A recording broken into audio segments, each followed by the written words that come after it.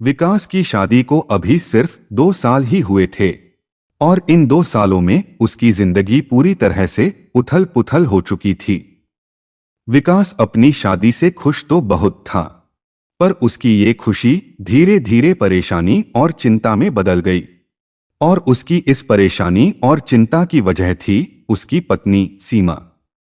विकास सीमा से बहुत प्रेम करता था और उसके माता पिता भी सीमा को बहू नहीं अपनी बेटी ही समझते थे और एक बेटी की तरह ही उसे हद से ज्यादा लाड और प्यार करते थे। शादी के बाद कुछ महीनों तक तो सीमा बिल्कुल ठीक थी, पर धीरे धीरे उसने अपने पति और सास ससुर के इस प्यार और सम्मान का गलत फायदा उठाना शुरू कर दिया। सास ससुर तो सीमा को अपनी बेटी समझते थे, पर सीमा ने उन्हें कभी अपने माता पिता की तरह नहीं समझा। ना वो घर की बहू होने का कर्तव्य ठीक से निभा रही थी और ना ही एक पत्नी होने का फर्ज। सीमा के रहते हुए भी घर का सारा काम उसकी सास को ही करना पड़ता था। सीमा घर के किसी काम में ढंग से हाथ नहीं बटाती थी, यहाँ तक कि वो अपने पति विकास का भी ख्याल ठीक से नहीं रखती। और अगर सास ससुर कभी सीमा को समझाने के लिए कुछ कह भी देते तो वो उन्हें भी पलटकर जवाब देने से पीछे नहीं हटती। इतना अच्छा परिवार मिलने के बाद भी सीमा उन सब की जरा भी कद्र नहीं करती थी। फिर भी उसके सास ससुर ने कभी उसकी शिकायत नहीं की। वो तो हमेशा यही समझते रहे कि सीमा अभी नई नई शादी होकर इस घर में आई है, धीरे धीरे उसे अपनी जिम्मेदारियों का एहसास हो जाएगा। पर उनका ये सोचना बिल्कुल गलत साबित हुआ, क्योंकि सीमा का व्यवहार अपने ससुराल के प्रति दिन ब दिन और खराब होता चला गया। और अगर विकास कभी सीमा को समझाने की कोशिश भी करता तो वो उल्टा विकास से ही झगड़कर अपने मायके चली जाती थी और तब तक सीमा वापस नहीं आती थी जब तक विकास खुद उसे लेने न जाए। विकास अब सीमा की इन हरकतों से बहुत परेशान हो चुका था और एक दिन विकास ने कहा, देखो सीमा, अब बहुत हो चुका। मुझे समझ नहीं आता कि तुम अपनी जिम्मेदारियों को आखिर कब समझोगी। हमारी शादी को अब पूरे 2 साल हो चुके हैं और इन 2 सालों में ना तुम एक अच्छी बीवी बन पाई हो और ना ही एक अच्छी बहू। मुझे तो अब ऐसा लगता है कि तुम इस घर को अपना समझती ही नहीं हो। अगर तुम इस घर को अपना समझती तो कभी ऐसा नहीं करती। विकास की ये बात सुनकर सीमा चिल्लाते हुए बोली, तो तुम क्या चाहते हो कि मैं 24 घंटे तुम्हारे माँ बाप और तुम्हारी सेवा में लगी रहूं क्या? देखो, मैं इस घर की बहू हूं, कोई नौकरानी नहीं जो सारा दिन तुम्हारे माँ बाप की सेवा और इस घर की साफ सफाई में लगी रहूं। अरे सीमा, ये तुम क्या कह रही हो? ये घर जितना मेरा है उतना तुम्हारा भी तो है और अपने घर की जिम्मेदारी निभाना घर के हर एक सदस्य का कर्तव्य होता है। और तुम तो बहुत खुशनसीब हो सीमा कि तुम्हें ऐसे सास ससुर मिले हैं जो तुम्हें बहू नहीं अपनी बेटी समझते हैं, और एक तुम हो जो दिन रात उनके साथ इतना दुर्व्यवहार करती हो। पर फिर भी मेरे माँ बाप ने कभी तुम्हारी शिकायत मुझसे नहीं की। वो दोनों तो यही सोचकर सब्र करते रहे कि धीरे धीरे तुम अपनी जिम्मेदारियों को समझने लगोगी। पर तुम्हारे मुंह से ऐसी बातें सुनकर लगता है कि तुम्हें कभी अपनी जिम्मेदारियों का एहसास नहीं होगा। विकास की ये बातें सुनकर सीमा पूरी तरह से बौखला गई और फिर उसने वही किया जो वो हमेशा से करती आई है। उसने बैग में अपने कपड़े डाले और मायके जाने की तैयारी करने लगी।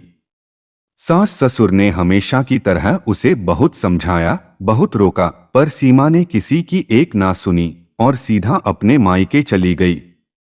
विकास भी इस बार सीमा से बहुत ज्यादा नाराज था और उसने ये ठान लिया था कि चाहे जो हो जाए मैं इस बार सीमा को लेने नहीं जाऊंगा। और फिर इसी नाराजगी और जिद में 2 महीने गुजर गए। न विकास सीमा को लेने जा रहा था और न सीमा खुद वापस आना चाहती थी। और फिर एक रात विकास के माता पिता ने उससे कहा, देख बेटा, सीमा तो नादान है पर तू तो समझदार है। और अगर तू भी इस तरह से जिद पर अड़ा रहेगा तो फिर तुम दोनों की गृहस्थी आगे कैसे बढ़ेगी। इसलिए हमारी बात मान ले बेटा, और कल जाकर बहू को वापस ले आ। माँ, जिस तरह से आप दोनों मुझे हर बार समझाते हो, काश इसी तरह से अगर सीमा के माँ बाप भी उसे समझाते तो आज हमें ये दिन नहीं देखना पड़ता। पर उसके माँ बाप सीमा को समझाना तो दूर, उल्टा उसकी गलतियों पर पर्दा ही डालते आए हैं। इसलिए अब मैंने भी सोच लिया है कि मैं उसे लेने नहीं जाऊंगा। देख बेटा, हम तेरी नाराजगी समझ सकते हैं और हम जानते हैं कि तू अपनी जगह बिल्कुल सही है, पर तू कब तक सीमा से नाराज रहेगा। आखिर वो तेरी पत्नी है और तुझे उसके साथ पूरी जिंदगी गुजारना है। इसलिए हम तो कहते हैं कि तू सीमा को माफ कर दे बेटा, और कल ही अपने ससुराल जाकर बहू को वापस ले आ। माता पिता की ये बात सुनकर विकास भी अपनी जिद छोड़ देता है और कहता है, ठीक है माँ, मैं कल ही अपने ससुराल जाता हूँ, पर इस बार मैं ऐसे ही सीमा को वापस लेकर नहीं आऊंगा। इस बार मैं उसे अच्छी तरह से सबक सिखा कर ही लेकर आऊंगा। और ये कहकर विकास दूसरे ही दिन अपने ससुराल पहुंच जाता है। और विकास को वहां देखकर सीमा और उसके परिवार वाले बहुत खुश होते हैं और कहते हैं, क्या हुआ दामाद बाबू, इस बार आपने आने में बहुत देर कर दी। हाँ, क्या करूं ससुर जी, मुझे काम से छुट्टी ही नहीं मिल रही थी, पर जैसे ही छुट्टी मिली मैं आ गया। और ये कहकर विकास आराम से अपने ससुराल में रहने लगता है। और ऐसे ही 3-4 दिन गुजर जाते हैं। इधर सीमा भी इंतजार में रहती है कि कब विकास उसे अपने साथ चलने को बोले, पर विकास किसी से कुछ कहता ही नहीं। वो तो आराम से ससुराल में बैठकर अपनी खातिरदारी करवाता रहता है। और ऐसे ही 2 हफ्ते गुजर जाते हैं, पर विकास जाने का नाम ही नहीं लेता। और ये देखकर जब उसके सास ससुर से रहा नहीं गया तो वो पूछते हैं, दामाद बाबू, लगता है कि इस बार आपको बहुत लंबी छुट्टी मिली है। विकास बोला, नहीं ससुर जी, मुझे कोई छुट्टी नहीं मिली है, बल्कि मैंने तो अपनी नौकरी ही छोड़ दी है। अरे, ये आप क्या कह रहे हैं? भला आपने नौकरी क्यों छोड़ दी? क्या करूं ससुर जी, इतने सालों से लगातार काम कर कर के थक चुका हूं, इसलिए अब मुझे काम करने का दिल ही नहीं करता। अब मैं 5-6 महीने डटकर आराम करना चाहता हूं। अरे दामाद बाबू, ये आप कैसी बात कर रहे हैं?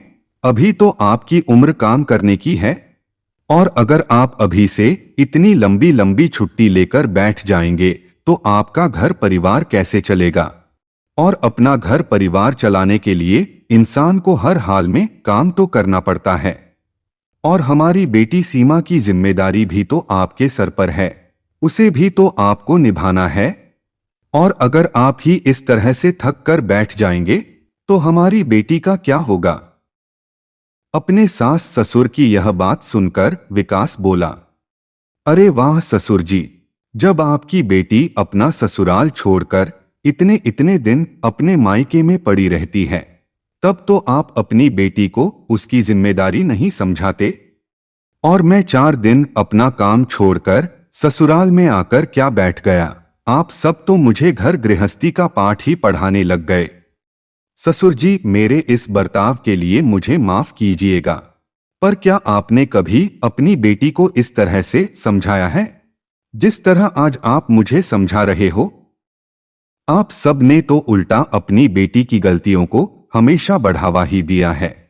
काश अगर आपने अपनी बेटी को बेटी होने के साथ साथ एक अच्छी बहू और पत्नी का कर्तव्य भी समझाया होता तो आज हम सबको ये दिन नहीं देखना पड़ता।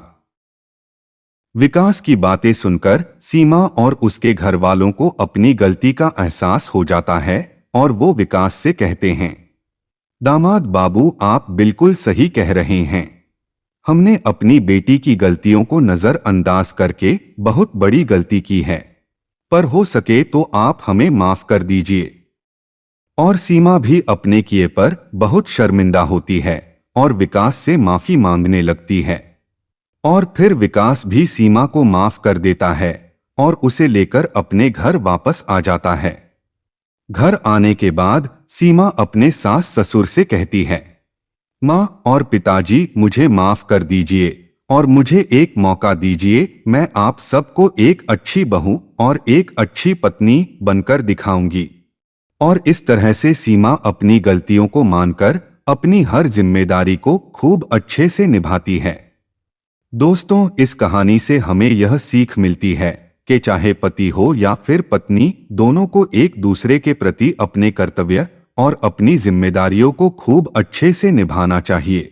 और ऐसा करने से पति पत्नी के जीवन में हमेशा सुख और शांति बनी रहती है। दोस्तों, अगर आपको ये कहानी पसंद आई हो तो वीडियो को एक लाइक जरूर कीजिएगा। धन्यवाद।